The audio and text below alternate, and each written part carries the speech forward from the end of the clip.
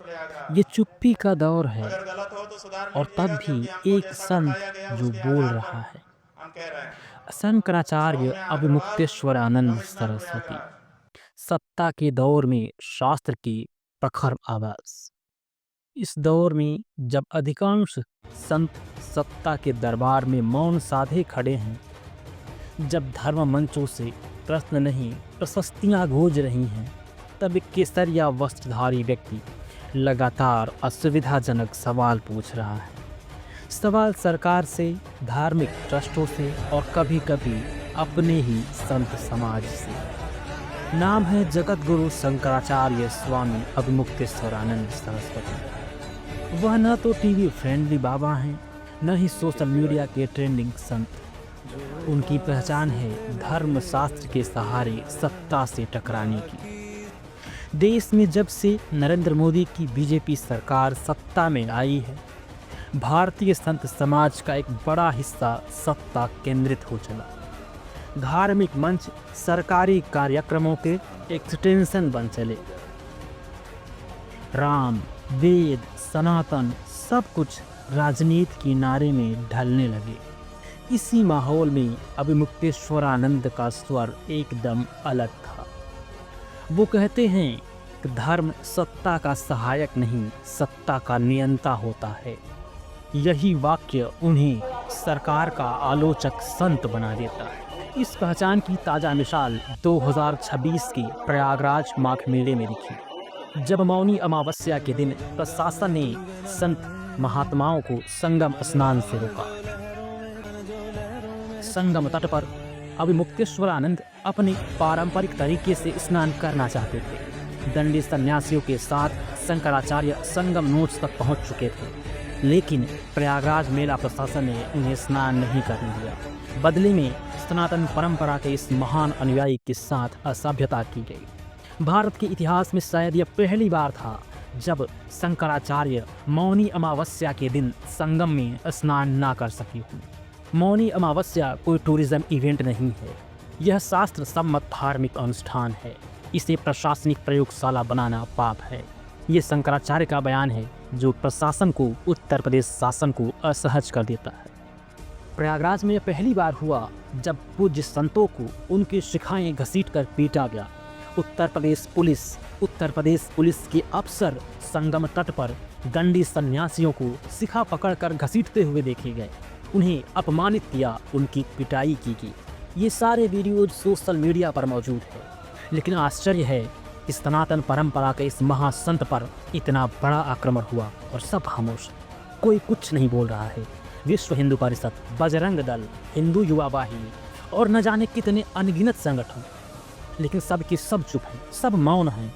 इससे एक बात यही समझ में आती है कि ये सब सत्ता के प्रॉक्सी हैं, ये बीजेपी के प्रॉक्सी संगठन हैं। इन्हें हिंदुत्व, हिंदू धर्म और सनातन से कोई मतलब नहीं है। और ये बाबर और मुगलों का शासन नहीं चल रहा है, उत्तर प्रदेश में भगवाधारी सरकार है। और ये लोक कल्याणकारी राज्य में, आजाद हिंदुस्तान में पहली बार ऐसा हुआ है कि शंकराचार्य संगम तट पर आए और बिना स्नान किए लौट गए। क्यों? शंकराचार्य आपके आलोचक हैं, आपकी नीतियों पर मुखरता से बोलते हैं, तो क्या वो आपके विरोधी हैं? क्या वो हिंदुस्तान के नागरिक नहीं है? क्या वो श्रेष्ठ नहीं है? शंकराचार्य अविमुक्तेश्वरानंद का जन्म उत्तर प्रदेश के प्रतापगढ़ में हुआ था। पट्टी तहसील के ब्राह्मणपुर गांव में 15 अगस्त 1969 को इनका जन्म हुआ। जो चला गया वो लौट के फिर ना आए, तेरा कर्म ही है जो संग। प्रारंभिक शिक्षा गांव में हुई। आगे की पढ़ाई लिखाई के लिए उमा शंकर पांडे बनारस पहुंचे। बनारस के संपूर्णानंद संस्कृत विश्वविद्यालय से उमा शंकर उपाध्याय ने पहले शास्त्री और फिर आचार्य की डिग्री प्राप्त की। आज की भाषा में कहें तो BA और MA। छात्र जीवन से ही उमा शंकर उपाध्याय राजनीति में सक्रिय थे। 1994 में इन्होंने संपूर्णानंद संस्कृत विश्वविद्यालय में छात्र संघ का चुनाव भी जीता और उसी समय में ये स्वरूपानंद सरस्वती के संपर्क में आ गए। 15 अप्रैल 2003 को अविमुक्तेश्वरानंद का पुनर्जन्म हुआ और यहीं से उन्होंने दंडी सन्यास की दीक्षा ली। और उमाशंकर उपाध्याय से बन गए अभिमुक्तेश्वरानंद सरस्वती।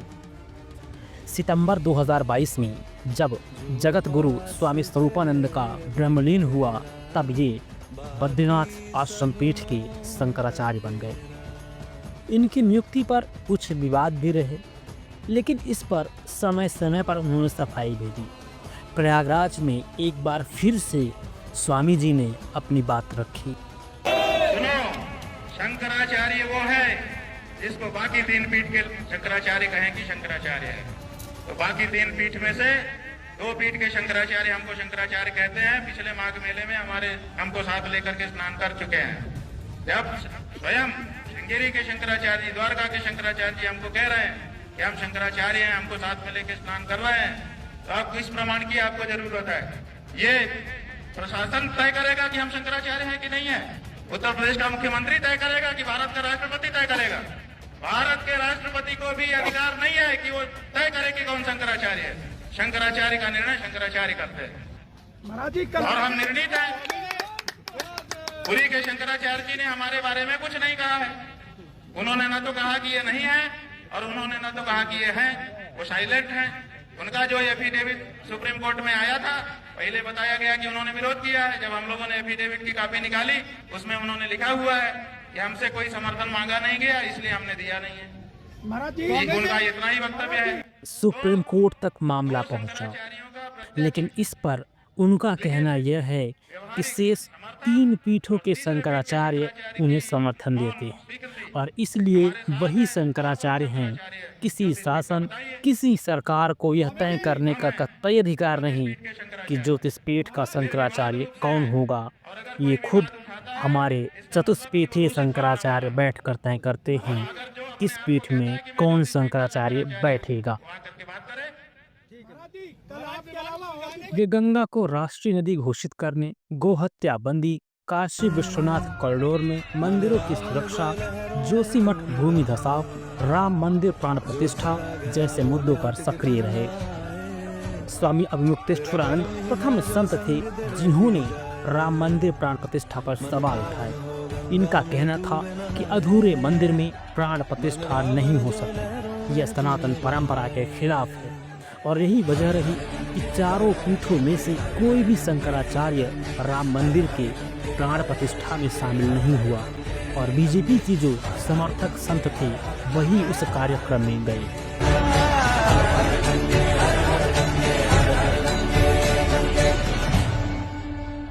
वाराणसी या काशी एक ऐसा शहर जिसे धर्म की राजधानी कहा गया। साल 2015 में गंगा में गणेश प्रतिमा विसर्जन पर इलाहाबाद हाई कोर्ट ने रोक लगा दी। बनारस जिला प्रशासन ने कई गणेश प्रतिमाओं को जब्त कर लिया, जबरिया किसी तालाब में उनका विसर्जन करवा दिया। तब स्वामी अभिमुक्तेश्वरानंद सड़क पर उतरे।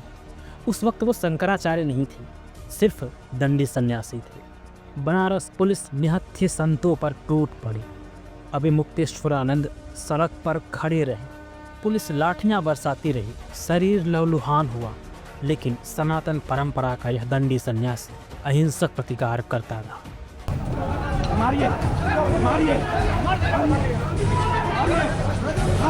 भगवान सड़क पर खड़े हुए हैं, हम भगवान को छोड़ के नहीं जाएंगे, हम भगवान को अकेला छोड़ करके नहीं जाएंगे, हम भगवान के साथ रहेंगे, हम भगवान के साथ रहेंगे।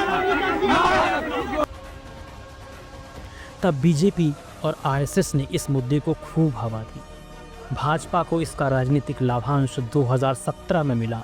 अखिलेश यादव की सरकार चली गई और योगी आदित्यनाथ यूपी के मुख्यमंत्री बन बैठे। 2021 में अखिलेश यादव को अपनी गलती का आभास हुआ और हरिद्वार के कुंभ मेले में जाकर वो शंकराचार्य से मिले और उनसे माफ़ी मांगी। तब अभिमुक्तेश्वरानंद ने अखिलेश को क्षमादान दिया। अखिलेश यादव ने जो किया था हमने भरपूर उसका भी प्रतिकार किया था, कोई संकोच नहीं किया था। बाद में जब हरिद्वार में कुंभ लगा था तो अखिलेश यादव हमारे पास आए थे, साष्टांग प्रणाम करके त्राहिमाम शरणागतम की रट उन्होंने लगाई थी। सार्वजनिक रूप से वक्तव्य दिया था कि मैं माफ़ी मांगने आया हूं, मेरे अधिकारियों ने महाराज जी के साथ गलत किया, मैं क्षमा याचना करता हूं। तब हमने उनको क्षमादान किया था और हमने स्वयं भी क्षमादान नहीं किया था। हमने कहा था कि हमारे गुरुजी यहाँ पर बैठे हैं, उनके पास जाकर के ये कहो, अगर वो क्षमा कर देंगे तो हम भी कर देंगे। तो हमारे गुरुजी के पास भी गए थे और जाके क्षमा मांगी थी। गुरुजी ने क्षमा कर दिया तो हमने भी क्षमा कर दिया। 2025 के प्रयागराज महाकुंभ में जब भगदड़ मची तब भी अभिमुक्तेश्वरानंद चुप नहीं रहे। ये बोलते रहे शासन के खिलाफ, सत्ता के नीतियों के खिलाफ, क्योंकि वो भगदड़ अव्यवस्था की वजह से मची थी, शासन की नीतियों की वजह से मची थी, शासन की वीआईपी कल्चर की वजह से मची थी। और ये प्रश्न बीजेपी सरकार को असहज कर रहे थे। स्वामी अभिमुक्तेश्वरानंद सत्ता को खटकते हैं क्योंकि वह राम को राजनीतिक ब्रांड नहीं बनने देती, कुंभ को सरकारी इवेंट नहीं मानती, संत को प्रवक्ता नहीं बनने देती, क्योंकि राजनीतिक गलियारों में शंकराचार्य अछूत हैं।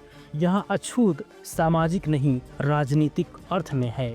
वह चुनाव में समर्थन नहीं देते, नेताओं से मंच साझा नहीं करते, आरएसएस बीजेपी की वैचारिक लाइनों को धर्मशास्त्र के तराजू पर तौलते हैं।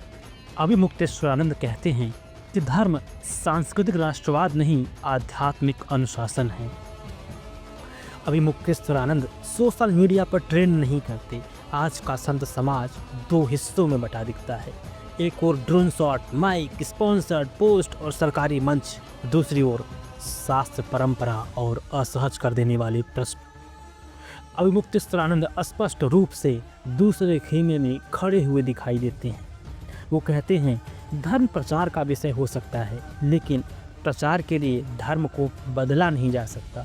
और यही बात उन्हें सोशल मीडिया के बाबाओं से अलग करती है और ये सत्ता के लिए असुविधाजनक बन जाते हैं। तो निष्कर्ष यह है कि सबसे बड़ा धर्माधिकारी सबसे अधिक असुविधाजनक क्यों है। शंकराचार्य अभिमुक्तेश्वरानंद आज के समय में सनातन परंपरा के सबसे बड़े धर्माधिकारियों में एक हैं, लेकिन वे प्रचार से बाहर हैं, सत्ता के लिए असुविधाजनक हैं और ब्रांड धर्म के लिए अनुपयोगी। इसलिए वो ट्रेंड नहीं करते। लेकिन जब भी इस दौर को इतिहास में लिखा जाएगा, आने वाली पीढ़ियाँ पूछेंगी कि क्या कोई संत था जिसने सत्ता से सवाल पूछे? उत्तर होगा हाँ, एक शंकराचार्य स्वामी अभिमुक्तेश्वरानंद सरस्वती।